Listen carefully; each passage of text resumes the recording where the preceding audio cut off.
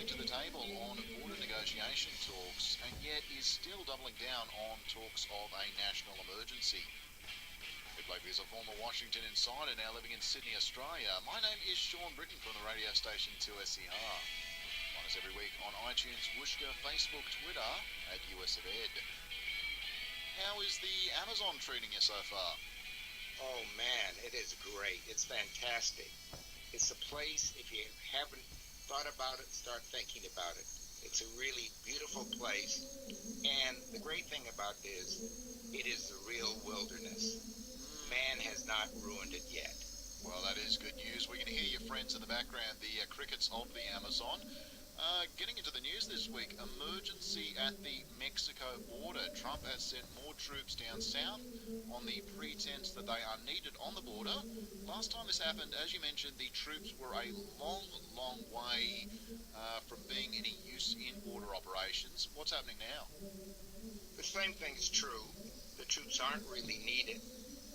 This is a show for his people, and everyone knows that, particularly his followers who are aware of the border and living where near it. Those troops aren't going near the border. They're anywhere from 100 to 130 kilometers away, and the Army doesn't want them there. So this is just a big, hey, what can I do to show I'm with you moment, and that's all it is. Trump keeps flirting with the idea of declaring a national emergency. Is it a bargaining bluff he just doesn't have the mettle to go through with, or are advisors actually moving him off it over and over again? I think he's being moved off it by himself. He realizes he lost so much last time that this doesn't make any sense. And so what he's planning to do from today's news is to accept a compromise bill that will end the shutdown, that doesn't have everything he wants in it, but has some things he wants in it, and declare victory, and say that he'll get the rest with the emergency declaration. So that's the latest news out of Washington, and I think that's the best we can expect. Trump knows he can't win a face-down fight with Pelosi, and he can't even win in his own party. So this game is over. Well, indeed, at time of speaking right now, Ed, we've got, just over 48 hours until the deadline falls. The deal needs to be signed by then to avoid another government shutdown. We're not expecting any last-minute blow-ups, any last-minute surprises? Well, it's hard to say. I'm in the Amazon, in a swamp, so I know exactly what swamps are like. And D.C. is a very deep swamp, so you never can really predict what's going to happen. But it seems like this deal is done from all the rumor mills that McConnell and Pelosi have reached a deal that contains some goodies for everybody, but not very much. It just keeps government going at its regular pace. The Amazon, a far less dangerous swamp these days than Washington, D.C. Absolutely. The animals here are actually friendly. Saudi Arabia. This week the House has passed a resolution to end military support for the Saudi-led coalition operating in Yemen in response to Trump's continued support of the Saudis following the killing of journalist Jamal Khashoggi. 230 Democrats, 18 Republicans voting to pass this one. Any thoughts? Well, this was expected. And I think the Senate will do something like this. Trump's out there on his own. But there's something more dangerous going on. Apparently, the Saudis have been involved in some backdoor deals with the National Enquirer, trying to shut them up and shut up the lawyers who are representing Avenatti and others. So this is like a payback to Trump. And so the Saudis are digging a deeper and deeper hole. Meanwhile, in the Senate, some good news. They've passed the biggest piece of conservation legislation of the last 10 years, protecting millions of acres of land and hundreds of miles of wild rivers across the states. Now, Republicans still control the Senate, and they've not seemed that interested in conservation matters up until this point. What's happened? Well, several things have happened. One of them is this is a measure that started 4 or 5 years ago, maybe longer, and it has a lot of goodies in for Republicans, where Republican congressmen want this. It opens up some national parks. It names some things appropriately. It puts in some fire conservation and other things, and does a lot of conservation acts, and starts restricting farmers and miners from using that land. And so they're getting some of the environmentalists off their backs at a very low cost, because a lot of these costs are going to be transferred to the people who use the parks. So this looks good, it is good, and let's hope they do more.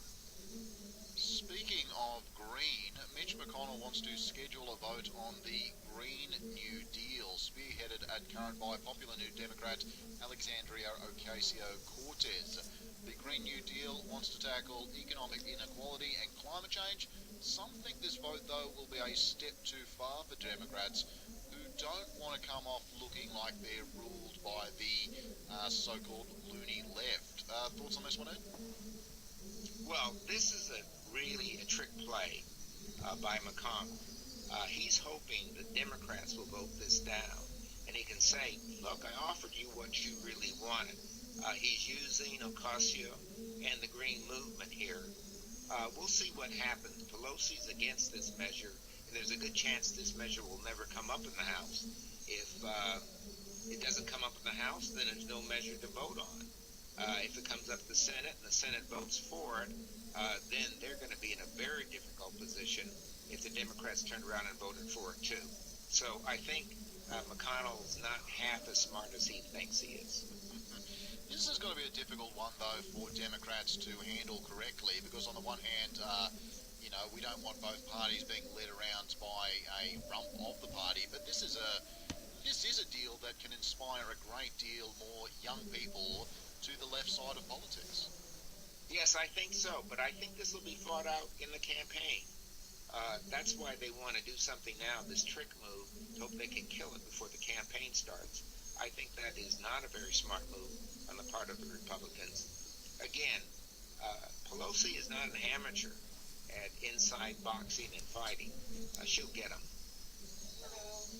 And tax time in the United States, a lot of Americans, including a lot of Trump voters, are getting early returns, finding that thanks to Trump's changes to taxes, they're losing out or owing money that they didn't previously. Average refunds down 8.4% according to the IRS.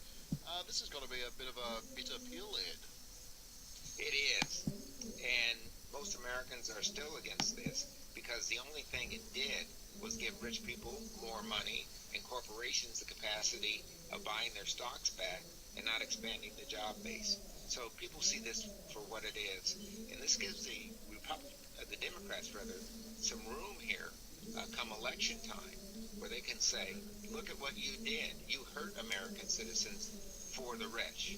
This is not a very good look for the Republicans. And you can be sure there's going to be plenty of ads starting right now that are anti-Republican on this measure. Well, the good old reverse Robin Hood, stealing from the poor to give to the rich. Absolutely.